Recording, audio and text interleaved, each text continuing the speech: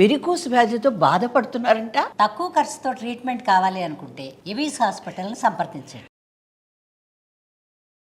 ధైర్యం లేకపోతే అసలు ప్రేమించేటటువంటి హక్కే లేదు. లవ్ అన్న అబ్బాయితో మాట్లాడమన్న పెద్ద క్రైమ్ అది మా ఇంట్లో. ఏదైతే ముట్టుకోకూడదో అదే ముట్టుకున్నావు. ఖచ్చితంగా అవుతారండి, ఎందుకంటే అతనికి అంత టాలెంట్ ఉంది. గుడ్డిగా వెళ్ళిపోతున్నావు, బ్లైండ్గా ముందుకెళ్తున్నావు అన్నది నాకు గట్టిగా అనిపిస్తున్నాము. There is no doubt about it. అతనిలో ఏం చూసాను అన్నది ఎవరికి తెలియదు కదండి. మీకు అబ్బా కావాలి బువ్వా కావాలి అని అడుగుతున్నట్లు అనిపిస్తోంది. నాకు ఇతని మనసులో ఉంచుకొని నేను అతన్ని ఎలా చేసుకుంటాను? ప్రశ్నే తప్ప మీ వైపు నుంచి తీసుకునే తత్వం అయితే కనిపించట్లేదు. I'm sorry to say this. ఒప్పుకుంటారు అన్న నమ్మకం నాకు లేదు. Don't think about the climax. Suman TV presents అందమైన జీవితానికి స్వాగతం. నమస్తే కళ్యాణ్ చక్రవర్తి నమస్తే జయ గారు. గారు. నమస్తే కళ్యాణ్ గారు. మనం అందమైన జీవితం అనే ఒక కొత్త కాన్సెప్ట్తో ముందుకు వెళ్తున్నాము. చాలామంది మెయిల్స్ చేస్తున్నారు. వాళ్ళ ఫోన్ నెంబర్కి మనం కాల్ చేసి వాళ్ళ ప్రాబ్లమ్ని కనుక్కొని దానికి తగిన విధంగా ఒక పరిష్కార మార్గాన్ని సూచిస్తున్నాం మనం. సో అందులో భాగంగా డైరెక్ట్గా నేను కాన్సెప్ట్లోకి వెళ్ళిపోతున్నానండి. మానస అని ఒక అమ్మాయి అండి, నల్గొండ నుంచి మనకి ఒక మెయిల్ పెట్టింది. నేను చూసాను మెయిల్, మీకు బ్రీఫ్గా చెప్తాను. ఒక మంచి కుటుంబంలో పుట్టి పెరిగిన పిల్ల, సాంప్రదాయబద్ధంగా ఉన్న పిల్ల. ఎలాగంటే పిల్లని చదివించేటప్పుడు కానీ కాలేజీకి పంపించినప్పుడు కానీ మొత్తం ఆడపిల్లలే ఉండే విధంగా కో ఎడ్యుకేషన్ లేకుండా కొంచెం కట్టుదిట్టంగా పెంచారని అనుకోవచ్చేమో. తన మెయిల్ని బట్టి నాకు అట్లా అర్థమైంది. ఒక డిగ్రీ చదువుకునేటప్పటికి ఏదో తన అన్న పిల్లలను తమ్ముడు పిల్లలను పార్కుకి ఆడుకుంటానికని తీసుకువెళ్ళినప్పుడు పార్కులో ఒక వ్యక్తితో పరిచయం ఏర్పడింది. అతను ఒక ఫిల్మ్ డైరెక్టర్. తను ఏదో కాన్సెప్ట్స్ రెడీ చేసుకుంటూ ఉన్నాడు. ఇద్దరికి అలా మనసు కలవటం, అలా ముందుకు సాగారు కొంత దూరం. ప్రాబ్లం ఏంటంటే ఇప్పుడు ఈ అమ్మాయికి ఇంట్లో మ్యాచ్ చూశారు ఆల్రెడీ. అది ఫైనల్ స్టేజ్లో ఉంది అన్నట్లుగా చెప్తా ఉంది. అంటే ఓకే చేసేసేలాగా ఉన్నారు అని. ఇతను చూస్తే ఇంకా సెటిల్ కాలేదు.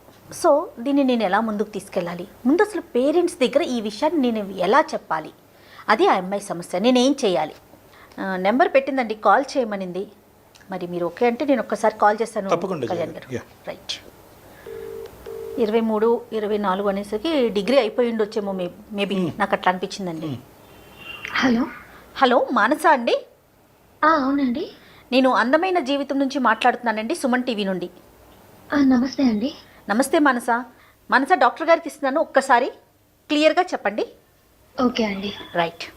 నమస్తే అండి డాక్టర్ గారు. నమస్తే అమ్మా మానస. నమస్తే అమ్మ. నువ్వు కంఫర్టబుల్గా ఉంటే ఫ్రీగా నీ బాధ అన్నది ఏంటో చెప్పమ్మా. దానికి మనం ఏమన్నా తగిన పరిష్కారం చెప్పే ప్రయత్నం చేద్దాం. చెప్పండి అమ్మా. నేను ఒక అబ్బాయిని ప్రేమించానండి. ఆ అబ్బాయి ఫిల్మ్ డైరెక్టర్ అవ్వాలని తన అంబిషన్. నేను ఆ అబ్బాయిని ఒక గత 3 years గా ప్రేమిస్తూనే ఉన్నాను. 3 years గా మేము డీప్ లవ్ లో ఉన్నాము. నీ ఏజ్ ఎంతమ్మా ఇప్పుడు మానస? లవ్ స్టార్ట్ అప్పుడు అండి? కదమ్మా, ఇప్పుడు నీ వయసు ఎంత? ఇప్పుడు నా 24 అండి. 24 అంటే 21 నుంచి ప్రేమిస్తున్నారు మీరు అతన్ని? 21 నుంచి అండి. అంతకు ముందు కూడా పరిచయం ఉందమ్మా? లేదండి. He's complete stranger to me. నేను ఆ అబ్బాయిని ప్రేమిస్తున్నందువల్ల మా ఇంట్లో వాళ్ళు ఎన్ని సంబంధాలు తెచ్చినా క్యాన్సిల్ చేసుకుంటూ వచ్చాను. మా ఇంట్లో ఎలా అంటే అమ్మాయి అంటే ఎన్ని రిస్ట్రిక్షన్స్ ఉన్నాయి అంటే అబ్బాయిని అసలు చూడకూడదు. చిన్నప్పటి నుంచి నాది గర్ల్స్ కాలేజ్, గర్ల్స్ స్కూల్, బయటికి కూడా వెళ్ళనిచ్చేవారు కాదండి. కానీ అనుకోకుండా ఇతనితో పరిచయం అయ్యి ఇతనితో లవ్ ఇట్స్ హ్యాపెండ్ అండి. కానీ ఇప్పుడు ఇతన్ని నేను మర్చిపోలేను. కానీ ఇప్పుడు ఇంట్లో ఏంటి అని అంటే ఒక మంచి సంబంధం వచ్చింది, ఎన్ఆర్ఐ సంబంధం. కానీ ఈ సంబంధం, ఈ మ్యాచ్ రిజెక్ట్ చేయడానికి నా దగ్గర ఆప్షన్ లేకుండా పోయిందండి. ఎందుకంటే ఈ 3 years నుంచి నేను ప్రతి ఒక్క మ్యాచ్ ని రిజెక్ట్ చేస్తూ వచ్చాను. బట్ ఈ మ్యాచ్ అనేది రిజెక్ట్ చేయలేకపోతున్నాను. అంటే వాళ్ళు ఫిక్స్ అయిపోయారు. ఇంకా ఈ అబ్బాయిని మర్చిపోలేను. అతనితో డిస్కస్ చేశారా మానస మీరు ఈ విషయాన్ని? చేశానండి. అతన్ని వచ్చి మాట్లాడమని కూడా చెప్పాను. బట్ అతను ఏమంటున్నాడు అంటే నాకు ఒక అంబిషన్ ఉంది, అది అయ్యాక నేను వచ్చి మాట్లాడితే బాగుంటుంది. ఇప్పుడు నేను ఏం చేయకుండా వచ్చి మీ అమ్మాయిని పెళ్లి చేసుకుంటా అంటే ఎవరు ఒప్పుకోరు కదా, ఎలా మాట్లాడమంటావని చెప్పి అని అడుగుతున్నారు. 3 years పాటు జరిగినటువంటి మీ జర్నీలో ఏదో ఒక ప్రత్యేకంగా మన సాంప్రదాయంలో ఉండేటటువంటి ఒక ఆడపిల్లకి ఒక టైం లైన్ అన్నది డిసైడ్ చేసుకోవాలి కదమ్మా. అంటే ఇప్పుడు అతను డైరెక్టర్ పూర్తిగా అవ్వటానికో లేదంటే ఫుల్ ఫ్లెడ్జ్డ్గా అతను సాటిస్ఫై అయ్యేటటువంటి డైరెక్టర్ అవ్వటానికో ఇంకొక 15 సంవత్సరాలు పట్టచ్చు. అనుకుందాం. అంటే 15 సంవత్సరాల వరకు అతను నేను పెళ్లి చేసుకోడా? 15 సంవత్సరాల వరకు నీకు వచ్చేటటువంటి సంబంధాలన్నింటినీ కూడా ఇలా కొట్టి పారేస్తూ దొంగచాటున ఈ విధంగా నడుచుకోవటం ఒకటేనా దారి? ఇది ఎప్పుడన్నా మీరు డిస్కస్ చేశారా? టైం లైన్ ఏంటి? ఒక 6 ఇయర్సా, 5 ఇయర్సా, ఏదో ఒక టైం లైన్ మాట్లాడుకుని ఉంటారు కదా ఈ 3 ఇయర్స్ ప్రేమాయణాలు. ఇప్పుడు సక్సెస్ అనేది టైం బట్టి ఈ టైంలో వస్తుంది అని మనం ఎలా చెప్పగలుగుతాం? చెప్పలేం. కానీ ఇప్పుడు ఇక్కడ ఏంటంటే ముడిపడినటువంటి అంశం, బహుశా అతను ఇప్పుడు పెళ్లి చేసుకున్నా ఇంకో 15 సంవత్సరాల తర్వాత పెళ్లి చేసుకున్నా కూడా పెద్ద సమస్య కాదేమో. కానీ నీ జీవితంలో ఆ ఈక్వేషన్ లేనప్పుడు మీరు ఎప్పుడైనా కూడా అతనికి ఒక బౌండరీ గీసారా? ఎంతకాలం నేను వెయిట్ చేయాలి, ఎంతకాలం లోపల నీకు సక్సెస్ వస్తుంది, రానటువంటి పక్షంలో నేను నా తల్లిదండ్రులకు ఏమని చెప్పాలి అనేటటువంటి బౌండరీలను గీసారా మీరు? అతను కూడా నేను కూడా అతన్ని మంచి ఫిలిం డైరెక్టర్ గా చూడాలని నా కోరిక కూడా కదండి, అది బలంగా ఏర్పడింది. సో నేను ఈ టైం వరకు అని చెప్పి నేను ఒక బౌండరీ గీయలేను కదండి. కాదు, అతని అంబిషన్ తెలుసు, అతని గోల్ తెలుసు, అతని వ్యక్తిత్వం తెలుసు. ఇవన్నీ తెలిసాక కూడా నేను అతనికి ఇలా బౌండరీ లైన్ గీస్తూ ఒక్క ఉండలేను నిమిషం కదండి. మానస, ఒకటి వినండి. మీరు బౌండరీ గీయలేరు, మీరు ఒక మంచి డైరెక్టర్ని ఊహించుకుంటున్నారు, కానీ వయస్సు ఆగుతుందా? తల్లిదండ్రులు ఊరుకుంటారా? తల్లిదండ్రులు ఊరుకొని ఉంచుకోగలుగుతారా ఆడపిల్లని ఇంట్లో? వాళ్ళకంటూ ఒక టైం ఉంటుంది కదా. మరి వాళ్ళ వైపు నుంచి ఇప్పుడు ఇంత సాంప్రదాయమైన కుటుంబం నుంచి వచ్చారు, మిమ్మల్ని చదివించిందే girls school and girls college అని చెప్తున్నారు కదా.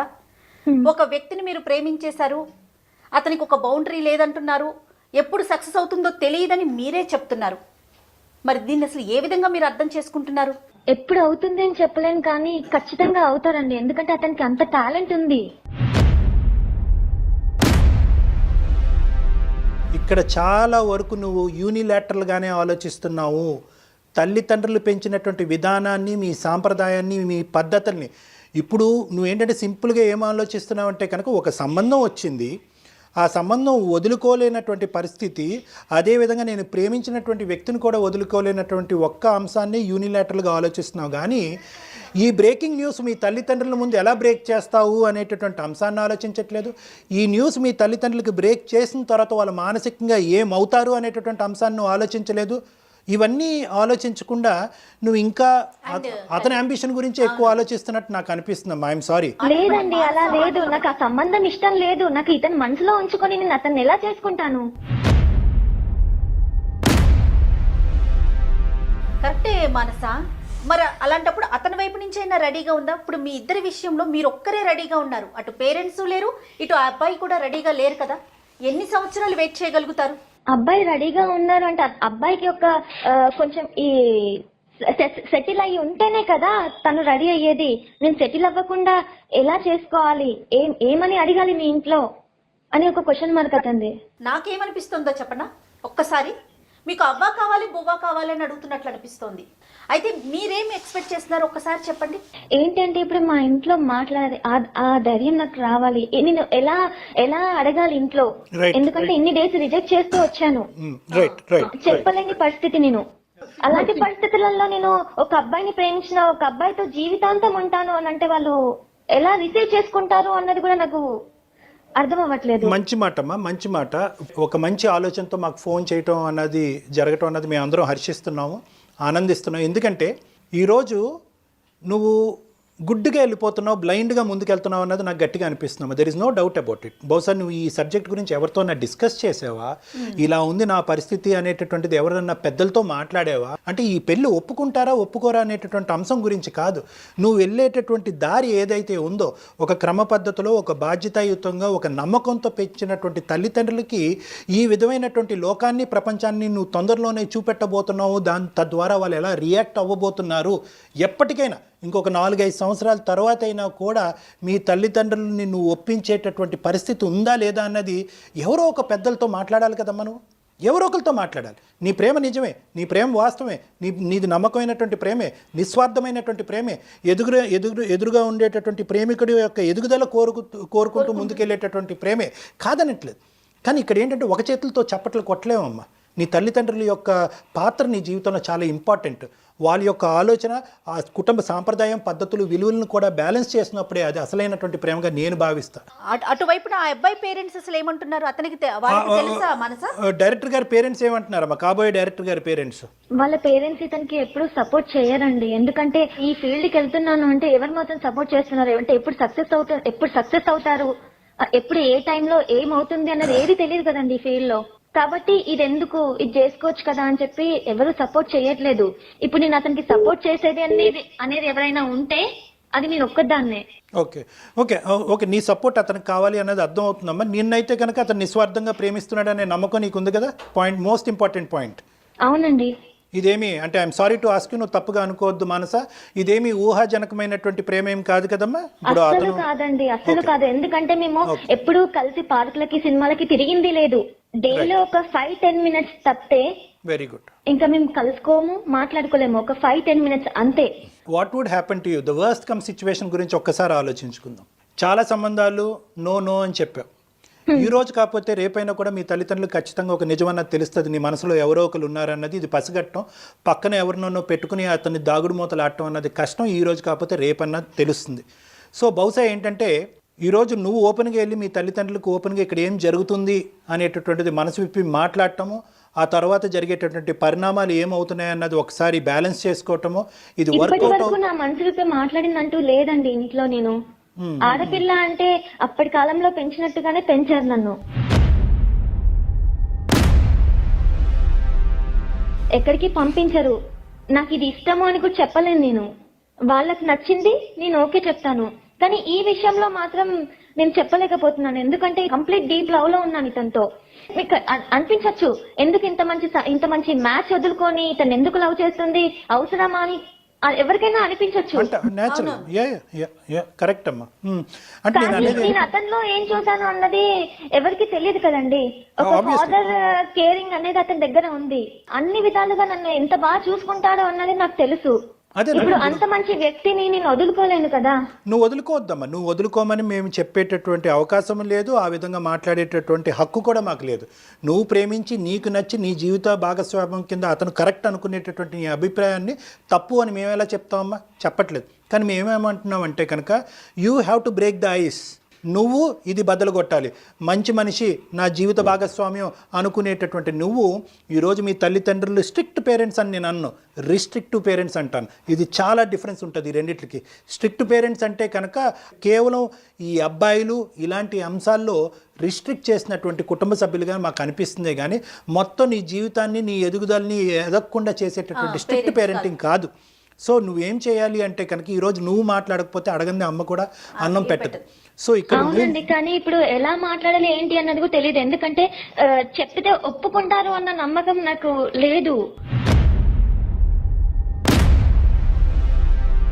ఎలా చెప్పాలి అన్న ఆలోచన కూడా నాకు రావట్లేదు. ఎందుకు అనంటే ఇప్పుడు కంప్లీట్ గా నాకు ఆ మ్యాచ్ ఫిక్స్ చేసేసారు. ఆల్మోస్ట్ పెళ్లి పనులు స్టార్ట్ అయిపోతున్నాయి. ఇప్పుడు కూడా అక్కడికే వెళ్ళారు, అబ్బాయి దగ్గరికే వెళ్ళారు. అమ్మ నువ్వు ఏంటంటే ఒక్క ఇమ్మెచ్యూరిటీతో మాట్లాడుతున్నావు. నాకు అర్థం కావట్లేదు నువ్వు ఎంత మెచ్యూరిటీ ఉన్నావు, ఎంత ఇమ్మెచ్యూర్గా ఉన్నావు అన్నది నాకు అర్థం కావట్లేదు. ఈరోజు అన్నీ కూడా నువ్వు ప్రేమించినటువంటి ఒక్క అంశం తప్ప మిగతావన్నీ నువ్వు ఊహించుకుంటున్నావు. నేను చెప్పిన తర్వాత వాళ్ళు ఒప్పుకుంటారో ఒప్పుకోరో, తర్వాత ఇదవుతుందేమో తర్వాత అదవుతుందేమో అనేటటువంటి మాటే అంటున్నావు, కానీ ఊహించుకుంటున్నారు మీరు. నెంబర్ 2 అదే కరెక్ట్ అనుకుంటున్నారు. మోస్ట్ ఇంపార్టెంట్ ఇక్కడ నువ్వు గుర్తుపెట్టుకోవాల్సింది ఏంటంటే నేను ఇలా చెప్పటం వల్ల మా అమ్మ నాన్న ఒప్పుకుంటారా లేదా అనే అంశాన్నే మీరు ఆలోచిస్తున్నారు, కానీ రేపొద్దున ఎవరి ద్వారానో నేను ఇన్ని పెళ్ళిళ్ళు చెడగొట్టడానికి ఈ విధమైనటువంటి ప్రేమ కారణం అన్న విషయం తెలిసిన తర్వాత వాళ్ళు ఏమవుతారు అన్నది మీరు ఇంకా ఆలోచించట్లేదు. ఈ రోజు ఎప్పటికైనా ఆలోచించాను, కానీ ఒప్పుకోరు అని చెప్పి ఎందుకు చెప్తున్నానంటే ఈవెన్ నా ఫ్రెండ్స్ ఎవరైనా లవ్ చేశారు అంటేనే వాళ్ళతో ఫ్రెండ్షిప్ కట్ చేసుకోనే ఇది ఉంది మా ఇంట్లో. అయి ఉండొచ్చు, but there is no pathway, there is no mediator. ఇక్కడ బ్రోకరిజము మీడియేషన్ చేయడానికి అవకాశం లేదు. నీ తల్లిదండ్రులు నిజంగా నువ్వు ప్రేమించినట్టుగా అయితే కనుక నిన్ను ఇంత జాగ్రత్తగా పెంచినటువంటి తల్లిదండ్రులు నీ మీద ఎంత ప్రేమ, ఎంత ఆశ, ఎంత నమ్మకం పెట్టుకున్నటువంటి వాళ్ళు అయి ఉంటారు అన్నది కూడా నువ్వు గుర్తుపెట్టుకోవాలి. కాబట్టి ఈరోజు అమ్మా నాకు ఇది నచ్చుతుంది, ఈ విధంగా జరిగితే బాగుంటుందని నేను అనుకుంటున్నాను అనేటటువంటి అంశాన్ని నిర్భయంగా చెప్పడం తప్ప ఇంకో దారి లేదు అని నేను అనుకుంటున్నానమ్మా. You have to break the ice. కాదు మనస, ఇవాళ కాకపోతే రేపు, రేపు కాకపోతే ఎల్లుండి, ఎల్లుండి కాకపోతే అవతాల ఎల్లుండి, ఎప్పటికైనా మీరు ఇంట్లో చెప్పి తీరాల్సిందే కదా. అవును, తప్పకుండా చెప్పి తీరాలి. అడుగు ముందుకు వెయ్యాల్సిందే మానస. మీరు ఊహించుకోకండి. మా రిలేటివ్స్ లో కూడా వాళ్ళ పిల్లలు అంటే మా బాబాయ్ పిల్లలు, మా పెద్దనాన్న పిల్లలు వాళ్ళు లవ్ చేశాం ఇలా అని ముందుకొచ్చి చెప్పినా కూడా వాళ్ళకి పెళ్లి చేయలేదు. వీళ్ళు తెచ్చిన సంబంధమే చేశారు. ఇప్పుడు నాకు చేస్తారు అని ఏ నమ్మకంతో నేను వెళ్ళను వాళ్ళ దగ్గరికి, ఏ నమ్మకంతో వాళ్ళ ముందుకు వెళ్ళను. సైకాలజీలో ఒక కాన్సెప్ట్ ఉంటుంది మనస, don't think about the climax. అంటే ఏంటంటే నేను పరీక్ష పాస్ అవుతానా ఫెయిల్ అవుతానా అనే ఆలోచనతో వెళ్ళేటటువంటి వాళ్ళు పరీక్షలు సరిగ్గా రాయరు. నేను కష్టపడ్డాను, నేను నమ్మకంగా ఒకటి చేయాలి అని అనుకుంటున్నాను అనేటటువంటి అడుగు ఆలోచనతో ఆ అడుగు ముందుకు వేయాలి అనేటటువంటి ఉద్దేశం ఈజ్ ఓపెన్ సైకాలజీ అంటాం. నువ్వు క్లోజ్డ్ సైకాలజీలో వెళ్తున్నావు అంటే వీళ్ళు నో చెప్తారు కాబట్టి ఇది దాచిపెట్టి ఇలా టైం పాస్ చేద్దామని అనుకుంటున్నావు. ఈ టైం పాస్ అనేటటువంటిది మంచిది కాదమ్మా. ఎందుకంటే ఎలా అంటారండి ఇది? కాదమ్మా, ఇప్పుడు మరి అంతే కదా. ఇప్పుడు ఎన్ని సంబంధాలు ఇప్పటి వరకు మీరు నో చెప్పుంటారు చెప్పండి? చాలానే చెప్పానండి, చాలానే చెప్పాను. ఎందుకంటే మా దగ్గర ఒక 20 ఏజ్ వచ్చింది అంటే వాళ్ళకి పెళ్లి సంబంధాలు చూసి త్వరగా పెళ్లి చేసేయాలని అనుకుంటారు. మరి ఫ్యూచర్లో కూడా ఇంకా నో చెప్తూనే ఉంటారా మానస, మీరు ధైర్యం చేయకపోతే? ఇప్పుడు నో చెప్పే సిచ్యువేషన్ కూడా లేదండి నాకు. అంటే ఇప్పుడు దానికి ఎస్ అని చెప్పేటట్టుగా నాకు ఎటు లేదు. ఇక్కడ చెప్పలేను, ఇక్కడ చెప్పలేను, అలాగే ఉంది ఇప్పుడు. ఎందుకంటే వాళ్ళు ఆల్మోస్ట్ ఫిక్స్ చేసేసారు పెళ్లిని. ఇప్పుడు నా డెసిషన్ కోసం కూడా వాళ్ళు వెయిట్ చేయట్లేదు. నేను ఇతనితో కలిసి బ్రతకాలంటే ఏం చేయాలి అన్నదానికి మీరు ఒక సొల్యూషన్ ఇస్తారు అన్న నమ్మకంతో నేను చేశాను. కానీ ఖచ్చితంగా ఇచ్చేటటువంటి సొల్యూషన్ ఎప్పుడు కూడా చేదుగానే ఉంటుందమ్మా. ఇక్కడ కఠినంగానే అనిపించినా కూడా తప్పదు, ఆ దిక్కును పోవటం అనేది తప్పదు నీకు. ఎందుకంటే కనుక there is no magical solution. ఏదో ఒక మంత్రం వేసినట్టుగా మీ తల్లిదండ్రులకు ఒక మెసేజ్ పాస్ అవటము, ఆ మెసేజ్ పాస్ అయినటువంటి రెండో రోజుకు వాళ్ళు వచ్చి అద్భుతంగా ఈ పెళ్లిని ఓకే చేసేయటము, మీ ఇద్దరి మీద అక్షింతలు వేయటం అనేటటువంటి. ఎందుకంటే ఇక్కడ 2 చిక్కుముళ్ళు ఉన్నాయి. ఒకప్పుడు మీ తల్లిదండ్రుల దగ్గరికి వెళ్ళి మీరు ఒప్పించేటటువంటి ప్రయత్నం చేసిన ఈ కాబోయేటటువంటి డైరెక్టర్ అయినటువంటి అతను నేను డైరెక్టర్ అయిన తర్వాతే పెళ్లి చేసుకుంటాను, అది 5 సంవత్సరాలు అవ్వచ్చు 10 సంవత్సరాలతో అవ్వచ్చు అనే క్లాజ్ పెడితే కనుక మీ తల్లిదండ్రులు మళ్ళీ వెనుదిరగచ్చు. సో ఇక్కడ చాలా చిక్కుముళ్ళు ఉన్నాయి. It is not a straight forward solution. ఇక్కడ మొత్తం సినారియోలో కనిపించేటటువంటి ఒకటి ఏంటంటే నువ్వు ఆ అబ్బాయిని స్వచ్ఛంగా ప్రేమిస్తున్నావు, ఆ అబ్బాయి నిన్ను స్వచ్ఛంగా ప్రేమిస్తున్నాడు అనేటటువంటిది ఒక్కటే ఇక్కడ క్లియర్గా కనిపిస్తుంది. సో ఏంటంటే ఇక్కడ చాలా మెట్లు ఎక్కాలి, మీరు చాలా ముందుకు వెళ్ళవలసినటువంటి అవసరం ఉంది. దాంట్లో మొదటి మెట్టు ఏంటంటే కనుక ఈ దాగుడు మూతలు అనేటటువంటిది ఇంకా ఆపేసి ధైర్య సాహసాలు పెంపొందించుకుని తల్లిదండ్రులు ఎదురుగుంటా కూర్చుని నీ మనసులో ఉన్న అభిప్రాయం చెప్పు. ఆ తర్వాత మీ తల్లిదండ్రులు ఒప్పుకుని ముందుకు రావాలి. తర్వాత ముందుకు వచ్చిన తర్వాత ఈ అబ్బాయి నేను డైరెక్టర్ అవ్వాల్సినటువంటి అవసరం లేకపోయినా కూడా నీ జీవితాన్ని ఈ ప్రేమని కాపాడేటటువంటి ప్రయత్నంలో నేను పెళ్ళికి రెడీ అనేటటువంటిది ఒప్పుకోవాలి. సో 3 స్టేజెస్ దాటాలి అంటే కనుక ఫస్ట్ మెట్టు నువ్వు ఎక్కటం తప్పదు. వాళ్ళు ఇప్పటి వరకు నేను పెంచినటువంటి విధానంలో కానీ ఎక్కడ కూడా కాంప్రమైజ్ అనేది లేదు. ఏంటంటే ఏ విషయంలో అంటే కనుక ప్రేమించి పెళ్లి చేసుకోవటం, అమ్మాయి అబ్బాయి కలిసి తిరగటం అనేటటువంటి కాన్సెప్ట్ మీ కుటుంబానికి సంబంధించినటువంటి రక్తం లేదు అన్నది మాకు అర్థమైంది. మాట్లాడడం అంటూ కూడా లేదు, అసలు అబ్బాయిని చూడడం అంటూ కూడా లేదు. అది భయం ఎప్పుడు ఉండేది, ఎప్పుడు మాట్లాడకపోయేదాన్ని, ఎవరితో మాట్లాడకపోయేదాన్ని నేను. ఈవెన్ గర్ల్స్ లో కూడా నాకు ఫ్రెండ్స్ చాలా తక్కువ, వేలల్లో లెక్క పెట్టుకోవచ్చు నా ఫ్రెండ్స్ ఇంతమంది అని చెప్పి. ఎందుకంటే ప్రతి ఒక్కరికి బాయ్ ఫ్రెండ్స్ ఉంటున్నారు ఇప్పుడు.